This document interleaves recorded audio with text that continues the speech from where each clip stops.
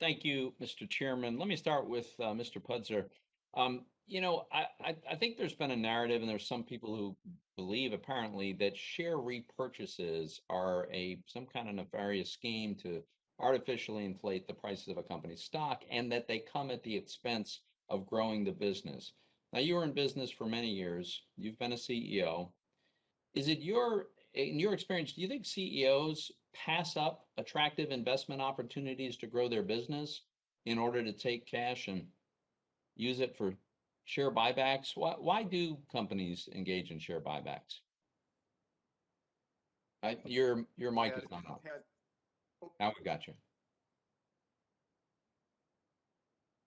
yeah, I don't know any instance where a CEO did a share buyback where they had a materially better investment they could have made with the cash that was available.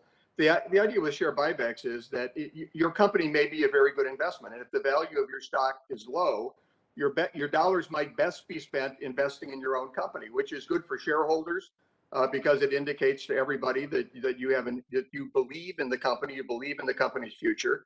It's good for people that sell shares when you sell your shares because you've created demand for the shares, so the price will probably go up.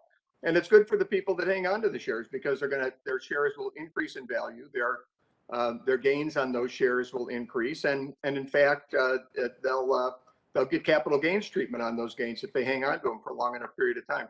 But if you're not spending your money, if a CEO isn't spending money, the corporate funds, on things that improve the profitability of the company, that create jobs, that generate growth, that do the kinds of things that really raise a company's value in the markets, then it doesn't make any difference if you do share buybacks or not, because your stock price is going to go down. So it would really be counterproductive just to go out there and take your money to do a share buyback to get a temporary boost in your share price, because unless you're going to sell your shares immediately, which CEOs generally can't do, Right. it's really not going to benefit you long term or short term.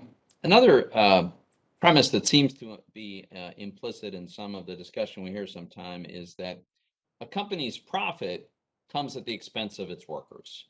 Now, if this were true, I guess it would follow that more profitable companies would have less well-paid workers, and companies that are not very profitable would have higher paid workers. Is that a phenomenon that we see in the real world? Look, in the real world, if you're running a company, the one thing you know is your most valuable asset is your workforce. Your workforce needs to be happy. Your workforce needs to be productive. If your workforce isn't happy and productive, you're going to go out of business. You're not going to last. And I think with a small business, that's almost always the case because you know all your employees, you know their families, you know their financial situation.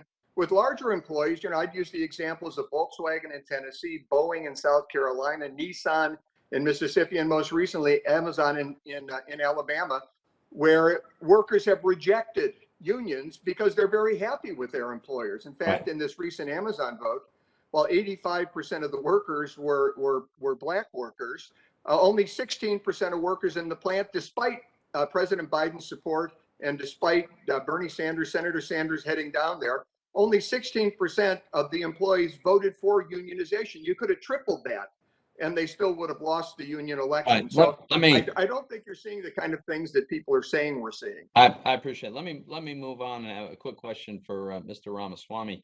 Um, I think Mr. Pudzer makes a good case that it's in the interest of shareholders to treat employees well. I think that's true about other stakeholders.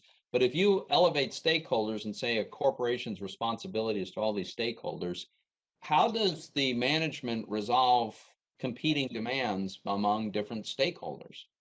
Well, in my opinion, this is actually a gift to the management class of a company to escape accountability. Actually, the underperforming CEOs, here's the secret that they don't teach you in business school. I've seen this firsthand, that the more people you're accountable to, the less accountable you are to any of them. In fact, in the venture capital world, in my world of biotech, that's actually why many CEOs want to take their companies public, is that when you have thousands of shareholders, you actually are less accountable in many times than when you have a small group of shareholders as a private company. But then this stakeholder capitalism movement is really taking that to the next level by saying, literally by making you accountable to everyone, you actually become accountable to no one. So even though I think the goal of being accountable to stakeholders is a worthy goal, the best mechanism to accomplish that, even if imperfectly, might actually be, and in my opinion is, through being accountable for delivering financial metrics and performance that benefit everyone, rather than empowering these CEOs who ultimately become accountable to no one in the end. Thank you, Mr. Chairman.